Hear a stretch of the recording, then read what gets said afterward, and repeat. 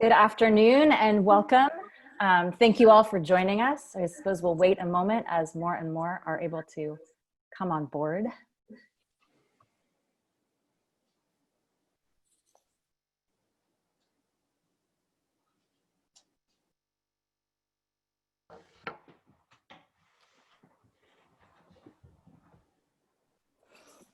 So today's webinar is going to address third place. The SEEP network is looking to be part of the conversation about what is evolving in today's days and how we can be positioned to continue to serve God, God's world, God's people today and in the future. Joining me on this panel, we have Jennifer Baskerville Burrows, who serves as the Bishop of the Diocese of Indianapolis.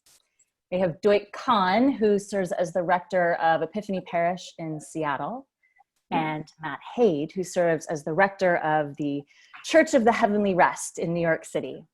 So we've got a nice broad basis across the country, a wide range of experience and expertise, and also a desire to learn and to engage as students in this. We have the chat function in the Zoom. I imagine most of you are familiar. Please feel free to share your inputs, insights, and questions as our webinar unfolds, and we'll do our best to engage a lively conversation. Matt, how do you feel about starting off and introducing us to third place and sharing some of your insights and learnings? Sure. Well, first, most people I think who are joining have some sense of what third place means. It's the creation or the thought of a sociologist, Ray Oldenburg, beginning in the early 90s. And his notion was there's a first place home, second place office, and third place that could be anywhere in the community where you build deep relationships. It could be your restaurant, your coffee shop, your church, or your faith institution. And so over the last 30 years, we've seen significant groups like Starbucks create an entire economic model around this notion of being a third place where people gather. For us at Heavenly Rest, neighborhood's always been part of who we are and how we understand ourselves. The church moved to its current location, which is on 90th Street in Manhattan, in 1929. And when it started, it was meant to be simply a Sunday morning church with a school attached. Like many of our communities, it thought its mission would be through a school. And then over time, like many other churches, the school became independent and the church began to look for another mission and tried to see itself in a way it never had before, as a 7-day-a-week parish that engaged people in their faith every day of the week. And to do that, it really began to reimagine not only mission, but space and operations and revenue models. And over the last 5 years, we've taken that on.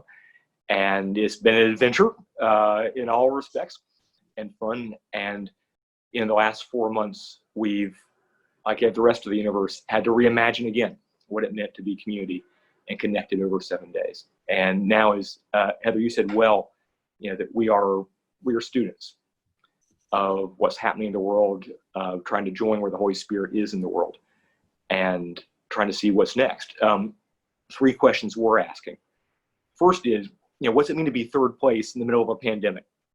To create human connection when human connection is difficult. And how do we plant the seeds for the post-pandemic time? The second is, at least in New York, the second place has dropped out for so many people. Not just now, but even before, more people working from home, working remotely. They didn't have an office environment or office community. So what's it mean for us that we have the opportunity to build community when there's no office community, there's just home? And the third is, we're in the middle of not one, but really multiple pandemics at the moment. And so as the Episcopal Church is joined with what's happening across the country with Black Lives Matter and the protests following the murder of George Floyd, how do we think intentionally about the kind of diverse community we can become? Which, at least some of us, that's been an aspiration in the past, but it hasn't been who we've been. So as we reform third place, to have it look different, but include differently than we've been able to do in the past. Those are the questions we're asking right now. Thank you, Matt. Doyt, how about you?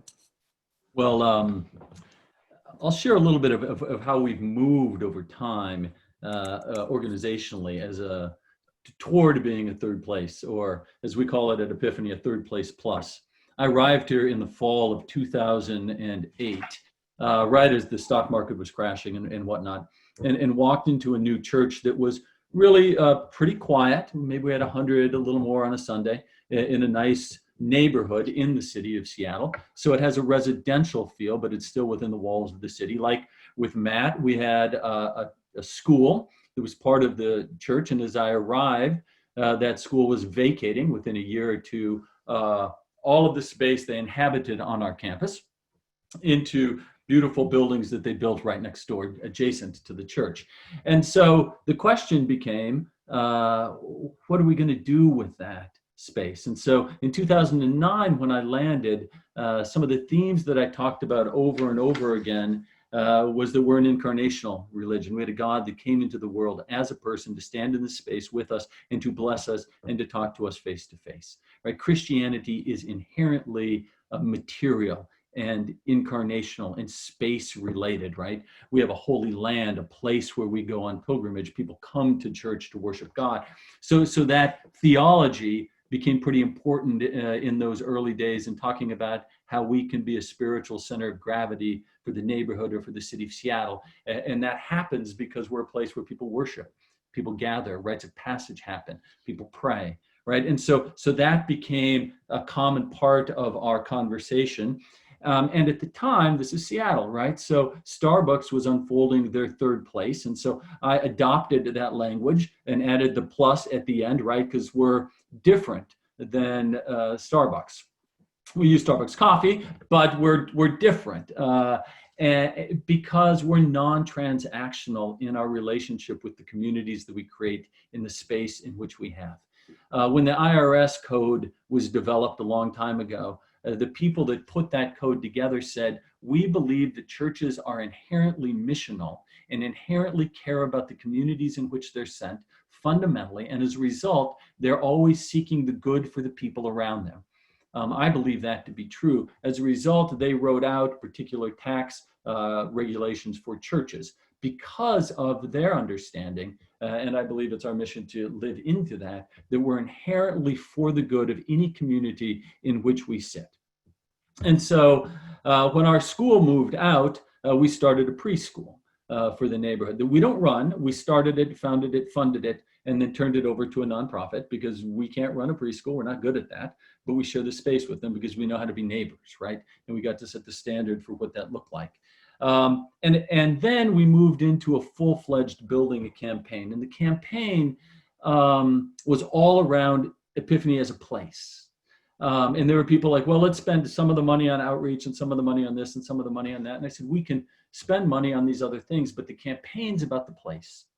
And taking care of the place and creating a space in which we invite people into. And at the time, it was sort of slow motion to what we're seeing now regarding trends. Seattle was growing. Buildings were going up, homes were becoming apartments, and they were becoming smaller. And so we said to ourselves, what kind of space can we create so people can have another place to come and have a party or have a dinner? And so we built a couple of kitchens and we built living room style spaces that people could use. And then once the building campaign was over and we did all that building, it took a year and a half or a year or so.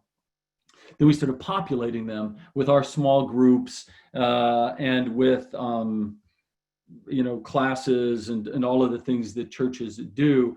But also we sought to sort of expand that. How can we create environments that invite people in? So we started a summer music festival. Friday nights we have jazz in our courtyard.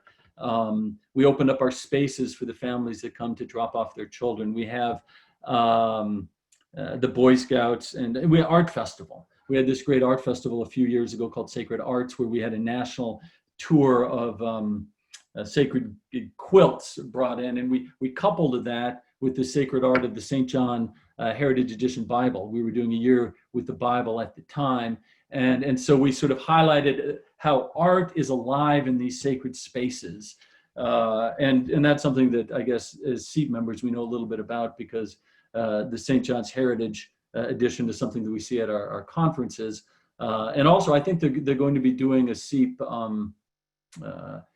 program August 19th, where they're going to talk a little bit about the year in the Bible. So opening our parish up to art and community involvement has really been pretty rich. And then COVID set in upon us. And everything accelerated, right? Zoom accelerated, working from home accelerated, the loneliness that comes with that accelerated. And so we're like Matt, we're thinking about what is that going to mean? How can we've doubled down on our life online, right? Like many of you have, I am sure. And we, unlike the work office place, we have these buildings, right? They're sunk costs. In many cases, they're beautiful places that people are familiar with. And how can we become, what I'm thinking about is a place of intersectional identity, where we are sacred and we are practical and we are educational and we care for children. We're cross-demographic in a way that businesses don't have to be, or clubs don't want to be. That's exactly who we are. And so how do we own that sort of greater work and play and worship and relationship life in the community that we sit in? So that's a little bit of our thinking on the third place plus, right? Non-transactional, church-centered. Thank you, Doyt. Jennifer? One of the things I love about this conversation is that it's taking this fairly contemporary term of third place and we're applying it to an ancient institution, the church. And so, many of us will remember from church history where in many communities that religious space did more than just worship. It held all kinds of activities, whether it was a place of healing, as in terms of early hospitals, a place of fellowship in terms of the way the parish halls were created. There's a whole Sunday school movement meant around education that came about in the 19th century in America. And so the church, the religious space has always been this third place. And now I think we have an incredible opportunity because we aren't going anywhere. Our buildings are hard to move, right? Like people may shift, demographics may shift, but we're here and we've been operating as a third place in so many ways. So I want to note a couple of things. One, like we've heard about a couple of ways that third spaces operate at Matt's place in Manhattan, Doyt's place in Seattle. But we think about where else are those relationships formed? And I think that the concept of third place can be really egalitarian. So it's not predicated on the fanciness of the space, the size of it, or even the location. I mean, growing up in Brooklyn and New York City, the stoop was the third place. The place where the corner where folks hung out, exchanged the news, and checked in, the corner bar. So these places defy class and status because it's this sense that we all as humans who desire connection will always find that place. We'll create that place. So now we are in this time of COVID and real estate is being all renegotiated and we have buildings, most of them in many of our places, underused and oversized. And so how do we now take advantage of a conversation that's been happening in small ways for a long time and actually give it a little bit of juice?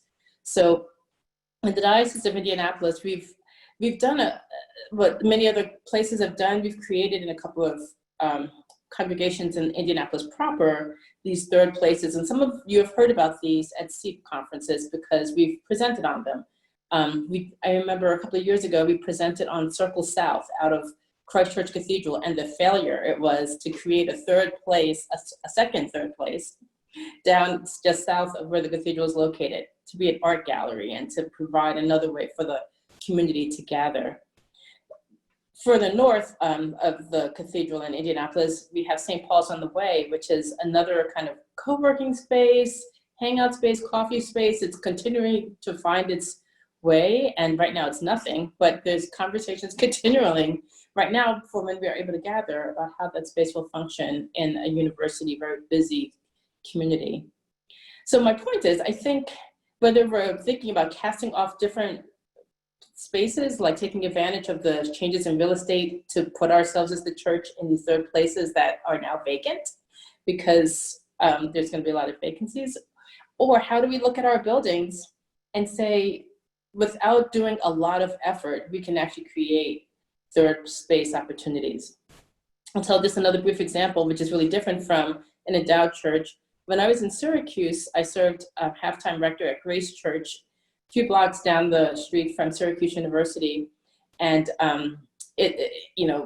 sort of rags to riches story with the building, which was falling down and lots of caution tape and all this stuff. We renovated the building and kept trying to figure out how to make it more accessible to students who want to just come and be. And we discovered that if we were just better with signage and opened up the doors, some students would just want to hang out in our big sunny, huge floor-to-ceiling window sort of parlor room where we had vestry meetings in the evenings. But during the day, this gorgeous room with the fireplace just sat vacant. And people were hungry for a place that was between downtown Syracuse and the campus up the hill to have a place to just be and study. And so I wonder if in this moment, we could be super creative without feeling like we have to be super complicated about renegotiating our own spaces and opening them up in ways that we hadn't done before.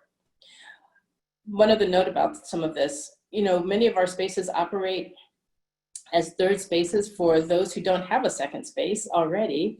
I think about feeding programs, food pantry pickups, weekday meals, congregations where you might serve 150 people lunch on a Sunday afternoon or Wednesday afternoon, and there is real community going on during that afternoon between the volunteers who are coming to make the meal possible, between the community that's gathered to participate in eating the meal, because this is what they do. It is not a Starbucks, it's not fancy coffee, but it is totally a third space where folks who might be experiencing homelessness or hunger are able to get the same kinds of connection and benefits out of being in a reliable place that feels like another home or the home for them.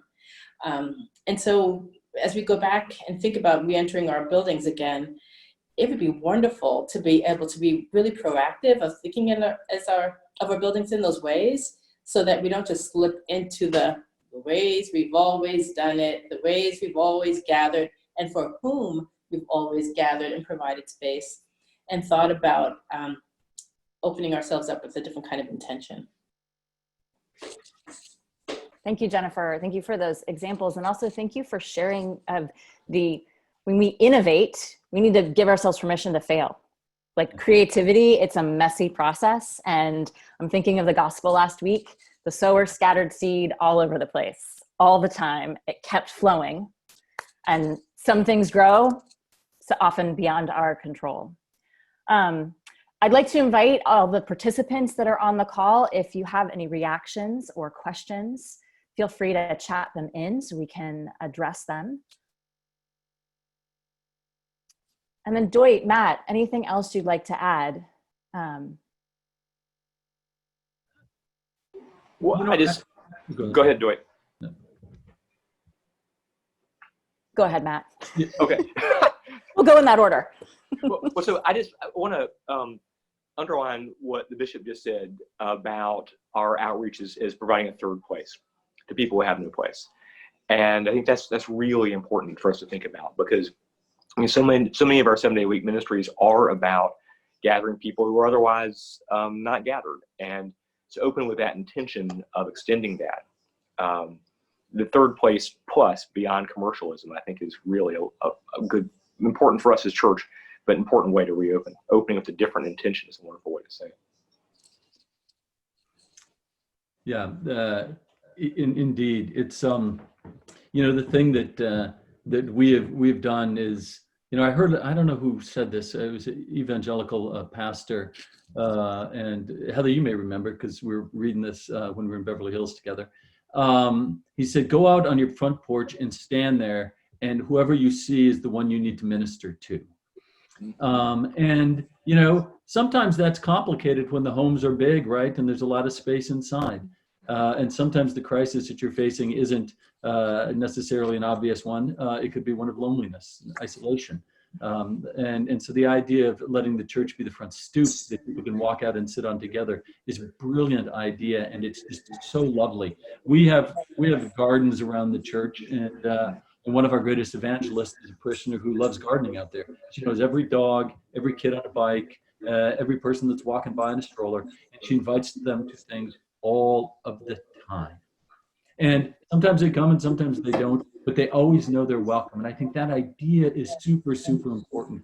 This idea of having church doors that are open on a regular basis. And it's funny where you hear about it. I was at an event a while back, and somebody was telling me about Epiphany being their church. And I said, and I'm like, I go there every Sunday. I don't think I've ever seen you. And I didn't say that, but they said, I come into the chapel because it's open every once in a while. And that was just enough, right? At least in Seattle, that's something that we have the luxury of doing. But also opening it to, we have yoga, we have meditation that is not religious meditation, but meditation as the exercise. So all of those things have come because people in the neighborhood are interested and they need a space, and we open up, we've opened up to them. So. There's a comment about how can we leverage the third place to be more out in the world with people who are unchurched or not a part of our community already, especially relevant today as we sort out how to live out our life in Christ in the world, in our daily life, in our daily work. How can third spaces in the church help send us forth? Oh, I have a lot of thoughts about that. And I think there are just so many ways to go. It depends. The architecture always wins, right? So the thing that we have to remember is that we've got to contend with what's actually the brick and mortar that we've got and where it fits in the landscape. And part of me wonders because, I studied urban design decades ago, but there are things that I know about what feels right in the experience of place. And instead of worrying about like the first question being, how do we get people to come into our spaces even, it would be interesting for us as an exercise, returning back to our buildings, to be thinking about what it's like to actually walk up to our buildings, no matter if you're on a country road or in downtown, whatever city, to experience it as someone who is coming in on foot, having forgotten what it's like to drive up. So we haven't been in our buildings in a long time, and just trying to have a reset of what that approach is like. Can you read the sign? These are real basic stuff. Are there sidewalks? Is there a path to get there? And I'm thinking about this now because people who are able-bodied are walking and cycling more than ever right now. Gyms are mostly closed. And so what I'm noticing in Indianapolis is that having moved to a new neighborhood recently, I'm getting to know my neighbors lickety-split because we talk almost every night as I'm walking the dog. We pass each other.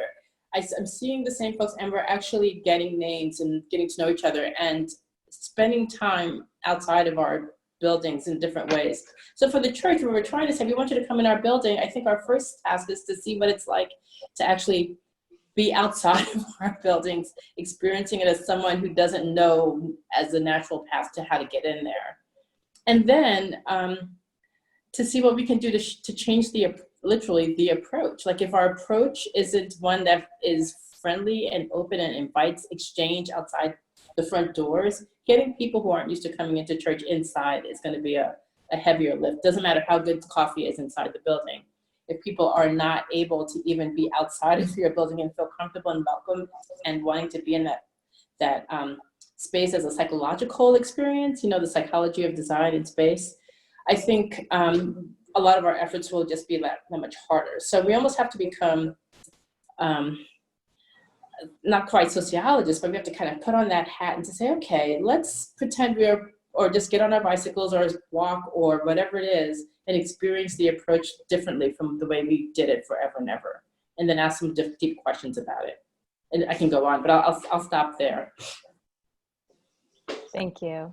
For us, what we asked is who's here already, and what avenues of relationship do they have to invite people in? So, one of our yoga instructors, a parishioner, right? The person who teaches meditation is parishioners. The people that started our All Threads Together sewing group that is deep into the community beyond the walls of traditional parishioners is in the parish. So there's a lot. And so God has sent us people who are natural evangelists because of whatever gifts that God has given them, to sort of make space for them to share those gifts and do that work. It's something that's been really helpful in opening our doors to people outside the church. And I think it helps to surprise people. The question is how we do this going forward, and the blended community, the expanded community of online and in person may help us do that. But I think it helps to surprise. And Doyt mentioned their work with the arts, and that's been incredibly helpful to us to draw people in who are inspired by art or music, but maybe haven't been church folk before. We have two people who have joined us today from our community, and one of them helped us do our first major art installation right in the worship space a year ago. And Paper Doves by a German artist, and Grace Cathedral in San Francisco has done this as well. And it's a wonderful way to draw people in from the street and from the neighborhood and from the wider city. And in past summers, we've had jazz on Sunday afternoons, and people walk in off the park. And in both cases, people say, I've been by your church, to the bishop's point. I've been by your church, but I've never been in. And it becomes more than a community landmark. It becomes a place where they see something they care about being manifest. There's a question about how to explain jazz or what can be, what seems like non-sacred music to folks in the parish.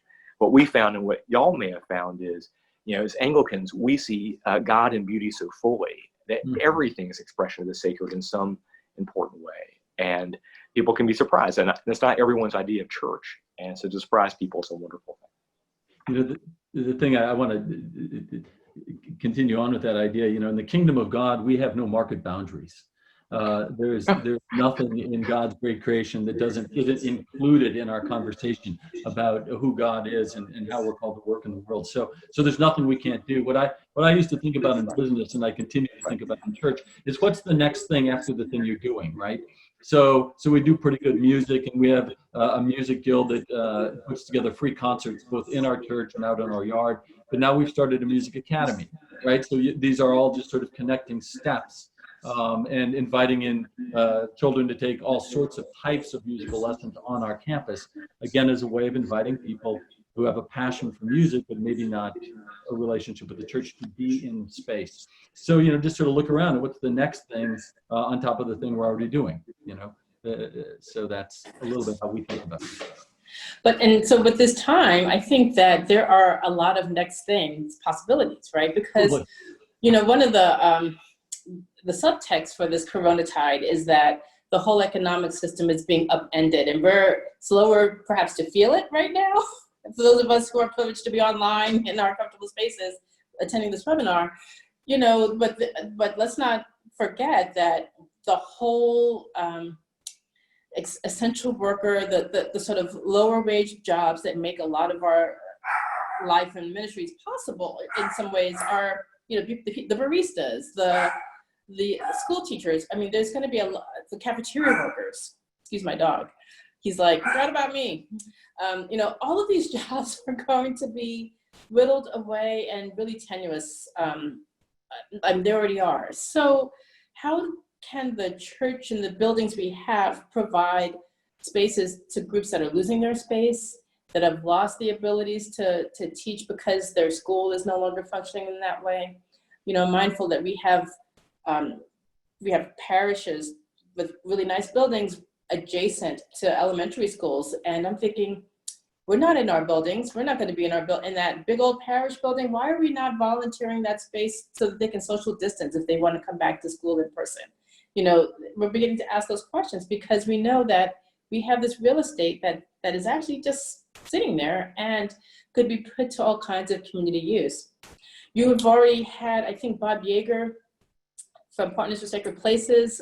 He's the executive director of Partners for Sacred Places, my old boss from 30 years ago.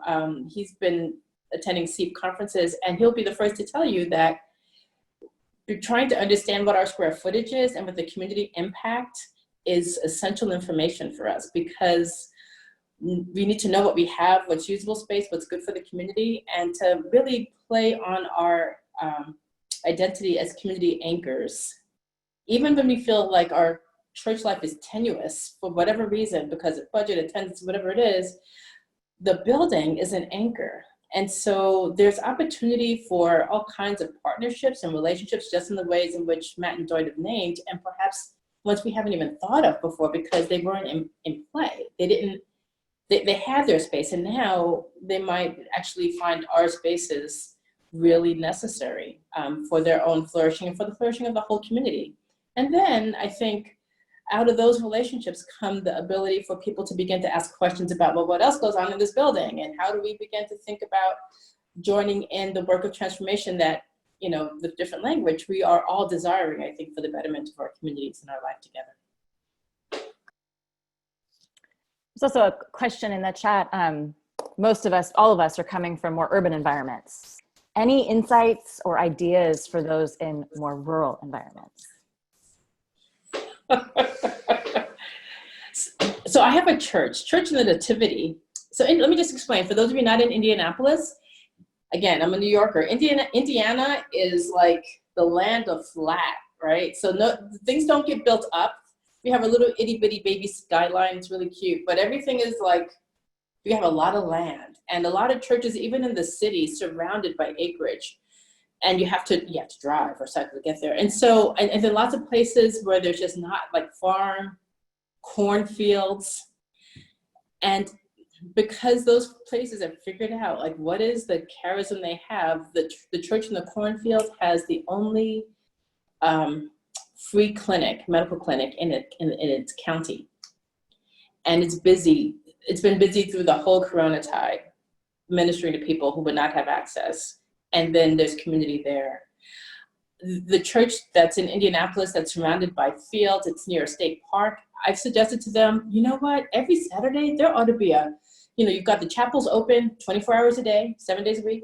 I'm like, can't you just like get access to a bathroom for the runners who are running and cycling up and down these roads who need a pit stop, or set up something on your vast parking lot so that they can come and take a break? And I mean, the ways in which people are meeting their spiritual needs and all these other avocations that exist out in the far open spaces, we have churches dotting those areas that could actually be providing needs. But we don't think about it because it happens on Saturday morning or on Sunday afternoon. But I think there's lots of possibilities there. Thank you, Jennifer. There's also been a few comments about shifting mindsets and holding awareness that our congregants' mindset or familiarity may be different from those that respond to our third place. Any suggestions for how to shift mindsets, particularly of the congregants, to make it a wide enough embrace to receive everyone? I think that's can be a challenge. The thing that we talk about a lot is, Epiphany is a home, and homes can get messy and they're not precious. They're places to be comfortable. And so, we have nice furniture and it'll get beat up, and that's okay. And if it gets too beat up, then we fix it, or we, just like you do at home, right? And so the real, I think the important thing that we try to think about is this idea of invitation and being there and being hospitable, and just meeting people where they are, inviting them into the space that we have, and letting them, spaces that are well tended to and taken care of, people take care of, right? There's that, they come into a space and the pillows aren't on the floor and stuff's strewn all over the place, but it's on the bookshelves or wherever it should be. People generally care for it as you care for it. So it's that balance of sort of good care for the space, and it's a home, right? Stuff's going to happen and it's okay. That's what life's all about. And we want to sort of create that sense as well. I think storytelling is important within congregational life. And the bishop started by talking about how this new notion of third place joins the ancient expression of church all over the world. And, for us, we're always telling the story of who we've been to see who we're becoming. And you can tell your histories in a number of ways. And I have a friend, Hershey Millett Stevens, who talks about Sankofa, a Ghanaian word that means means usable history. And so what's the history that's usable in any moment? And for us, for example, we've always been connecting out in different ways. It was a school for a long time, and then it was individual feeding programs, and now it's something different still. But the sense that our history gives us the ability to reach out and to recreate and reimagine. And in so many cases, our congregations have been through reimaginations over generations, and to call that up at this moment when we have to reimagine once more, I think can be helpful. And I would add to that too, by having the conversation about allowing those who are in the congregation to dream about who they would invite, right? So I remember we had a conversation at Grace Church in Syracuse about starting a cafe, and it came out really organically because we had all of these folks growing grapes and making wine, and we grew food in the parking lot, and we had these religious farmers, and people were roasting their own coffee and making their own kombucha. And so like all of that became this conversation about, well, why are we just giving, why do only a couple of people get to have these gifts? What happens if we open up the doors and share them? And so it wasn't any one person saying we have to do this thing or invite these folks in, although of course you'd want to be that kind of place where it's like, of course you want to invite everybody in. But I find that the gravitational pull really sticks when it's gradually owned by the community, because it's coming out of the passions that people already have that they want to extend, the people that they know that's just beyond their immediate circle, so they can begin to envision what it's like to really do the gospel work of being in relationship with those on the borderlands or the stranger, whoever that is to us. And I find that the thing that's always getting in the way of some of these conversations is just the fear of the unknown. What happens if we keep the building open and somebody comes in overnight, well, we need to think about what that would mean if that's what we choose to do. Or if we have a particular kind of ministry, a cafe, but who will, what if people who aren't the people we think of as cafe people come in? Like, well, we should talk about that and trace it back to what it is, but it means to be the body of Christ. And this, Matt, getting back to what you began with, is thinking about the incarnation, right? When we went to bless St. Paul's on the way, we talked about that translation of John, and the word became flesh and dwelt in the hood. Like, this is what God does. So how do we show up in that way, which has all kinds of different ways of being? And we get to explore and play a little bit about that.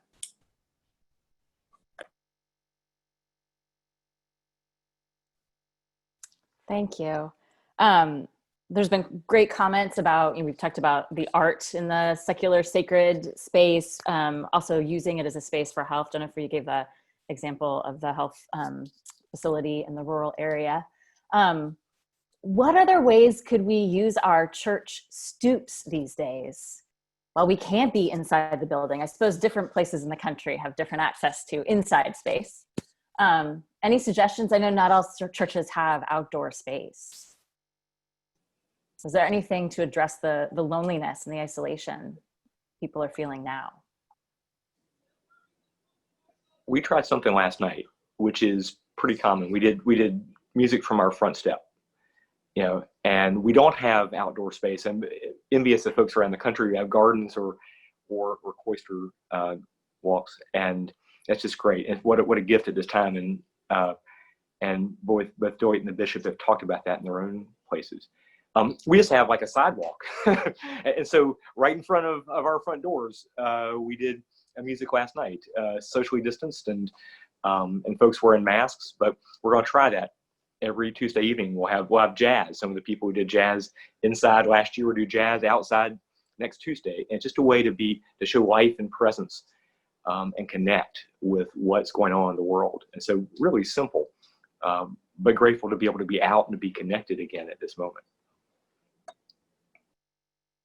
We are blessed to have the possibility right now to have church again outside, and that is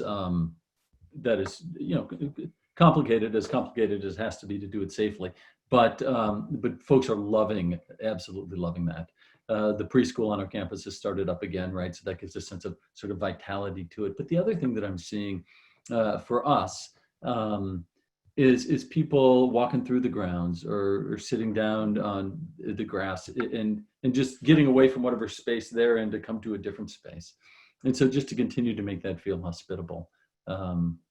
And our jazz concerts that we have every Friday night in the summer, we've relocated into our building because we couldn't control the crowds that came. And so that we had to do just the opposite. We can have people register for church and know who's coming, but we couldn't do that with our outdoor concerts. So we put those inside and live stream them, which has really been become an expansive congregation for those concerts. So we've had to do just the opposite of what you guys have done, Matt, in New York with our concerts. I also wonder too about what are the adjacent spaces. And so I don't have a great answer for this. I appreciate what Doyt and Matt have shared, because again, we've got like all this land around all of our little buildings in Indianapolis. So it's a little different. But if you've been to our cathedral, Christ Church Cathedral is on Monument Circle in the center of the city, and it doesn't even have office space. It's this little postage stamp building that's kind of landlocked. And the Monument Circle, the monuments with its fountains across the street in the middle, is a place where the pictures get taken and where there are outdoor things. And so this is just a thing I'm just beginning to wonder about. I was looking on Instagram and I follow November Project. You might know November Project is that always free workout experience where you meet at 5:48 in the morning and work out outside, and you've got team leaders, and it's like you're supposed to hug at the end of it. So they've been upended just like the church, right? Like they're all these huggy, sweaty people. And whenever I would travel, when I did that, I'd go and find a November Project to work out with them. So on Instagram this morning, there they are taking a big picture socially distanced apart on public space. They never have buildings, and yet they managed to gather. So I'm like, well, if you don't have land right outside your building, what is it that you could do in the land that's adjacent that allows you to be socially distanced and together? And, we gather for particular purposes around worship and Eucharist when we're able to do that safely. And there's so much of that we're not able to do that's essential to who we are. So, we're not November Project working out in that way, but there are communities in those workout groups that are so important that they're trying to figure it out. And I think that's the question of the moment that I wrestle with. Like, how do I figure out how to bring people together in safe ways, even when there isn't land that we own, but there are public spaces that we can get to know in new ways, because we might enjoy them and we're not doing church, right? Because we love our public spaces. But what would it mean for us as religious communities to be building new relationships with these public spaces and inhabiting them? Having a Eucharist on the grass in Central Park may not be exactly what you're going to head first for, Matt, but I do wonder, what else is possible? It's right on the other side. And it's the new questions that are being raised and new opportunities that are being raised by this moment that excite me. So we can take our third placeness and move it around, right? Like there's a sense in which we can use our buildings really intentionally for some of this. But in this time, and I think always we should have that mindset that we're also still a people on the move, and that we should be able to create third place opportunities anywhere. So what might that look like, to ask that question and to really, explore it? We've begun a conversation with a professor at the City University, Setha Lowe, is an anthropologist, and she's asking exactly the questions the bishop's asking. Her work actually is in public space and public parks. She's published a lot about public parks and a great diverse community in public parks, and exactly the way the bishop framed it is the way she's thinking about it. What's the intersection between third place, which she thinks can be commercialized, that people go because it's sort of boundaried, and public space where anyone can come? And we began talking with her. She's not a church person, but she completely sees the possibilities of being a people on the move and being a people at this time who are not completely boundaried. And the thing that she's beginning to think about, there's a question about intersectionality that Doyt mentioned earlier is really important, is how the intersection between online and eventually in person comes together. And as an anthropologist, she thinks the online is building a new weak ties that can then open us to a more diverse gathering that maybe people be willing to do in our spaces, which gives us possibilities as we go forward to welcoming in new ways and forming a new sense of community with new intention, as the bishop said earlier. The online life is super important to the incarnational life, to the space that we have. Matt was sharing this idea of the weak ties and strong ties with me the other day, and it's really captured my imagination, because that is a place we can go and meet and invite to the incarnational reality, and to double down on that. And this idea that as the corporate life drops out, or the corporate real estate drops out, or people stop spending rent, we really may have a place where people can work, and they can have lunch, and they can say their prayers, and they can study, and their kids can be cared for or run around if they like, and all of those things, and that anybody can come in a place that is known, safe, and trusted, and people are valued because they're valued, because God made them, and so they're inherently of great value. And so we're thinking and investing in those online relationships and how we reach out and become a place online, not just a banner that we advertise what we do at our space, but a place people can gather in loose ways. Because Zoom is going to continue on. One thing that we're thinking about is when we go back to our classes, we're having them online now. We're having our sacred grounds groups meet online now. We will have a hybrid of that when we go back. There will be the Zoom folks that join the people in the room for those conversations. And so we are advocates for that, and advocates for even continuing on the online life and then having reunions, if you will, on the campus, right? To move people. We're seeing people come back to the church who have wandered away from the church online now, and re-entered small group communities or re-entered classes where we haven't seen them in the church building worshiping for a very long time. And so that tells us something about the ease of re-entry. And so the question, and I don't know the answer to this, but the question is, how do we then move that back into the space in a way that is comfortable and inviting? It's an open question. Thank you. It felt like the three of you just wove together all of the threads that have been developing in this conversation. Any final thoughts from the three of you?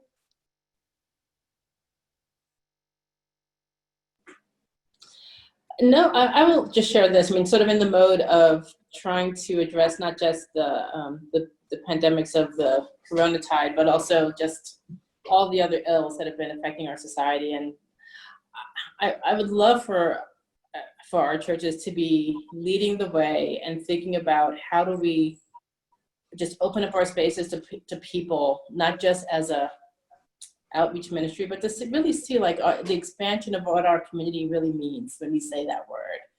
And, you know, because we've struggled with this, right? Like I mean, I've seen this in churches across the country that will say, we're going to open up our front porch or the back of our sanctuary to folks who are experiencing homelessness. But then, you know, where it's not an easy fit, right? That's a third place, it's a first place. And it's all of these conversations just bring into stark relief our meanings around the word of hospitality and space. And if we're going to be resetting all kinds of things about what we want our new normals to be, I just would love for us to be asking the kind of questions we're raising here today, to be able to at least reflect and be intentional about the choices we're making around that welcome. And if you have the ability to reach broad bands of people, from those experiencing hunger and homelessness to the wealthy, then let's do it. And not as an outreach, but because the third space really is for everybody, right? Because God is not elsewhere for any of us. God is right here. So how do we bring the same kinds of care and hospitality to everybody? And we've asked that question before as the church. We do it all the time, but I think we've got some time out of our buildings to really rethink some things, perhaps reset some of those priorities, and I'm really excited about that.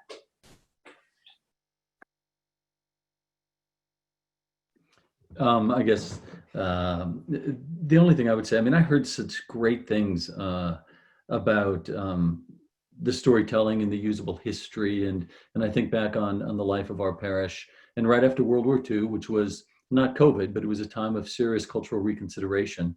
That was a huge thriving time for Epiphany Parish.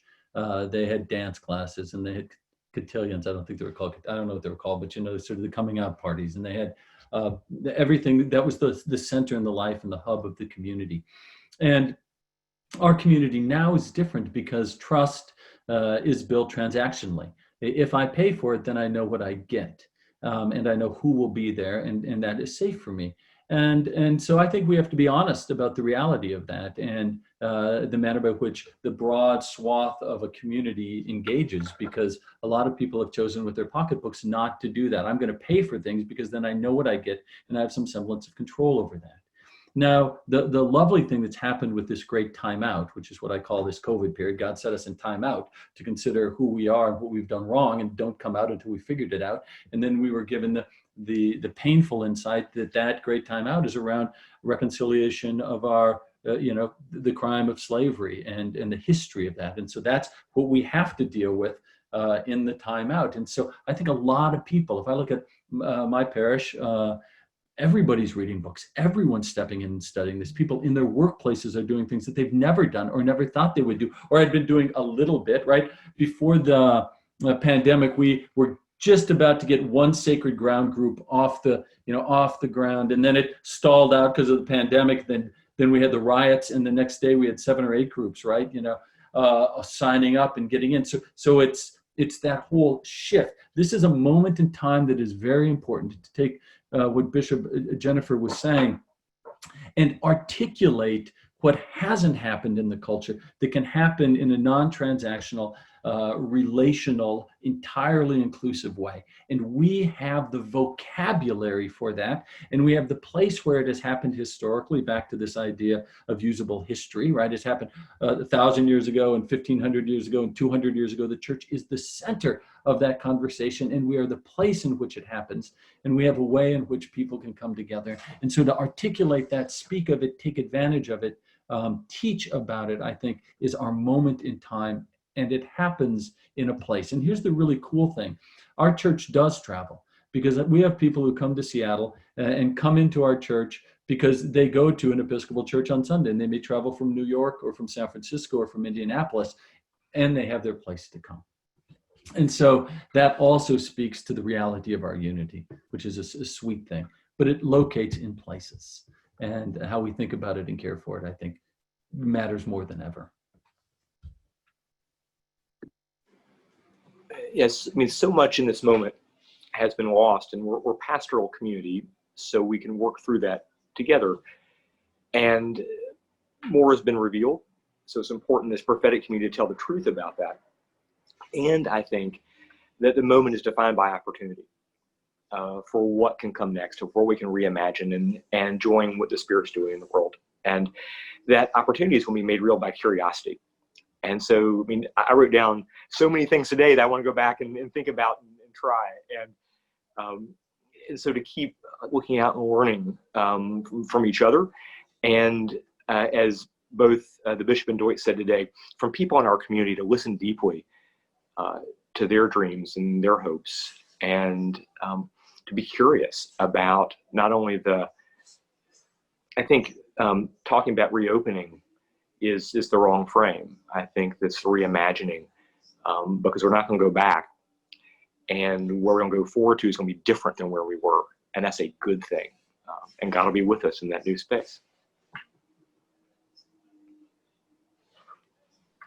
Thank you, everyone. Thank you. So much to think about. And it's exciting to feel the creative juices and just to see the potential. God's abundance is here, even in the midst of the pandemics we are experiencing. There is a Survey Monkey. We would really appreciate those of you that have signed into the call. We would love, it's in the chat, we would love your feedback.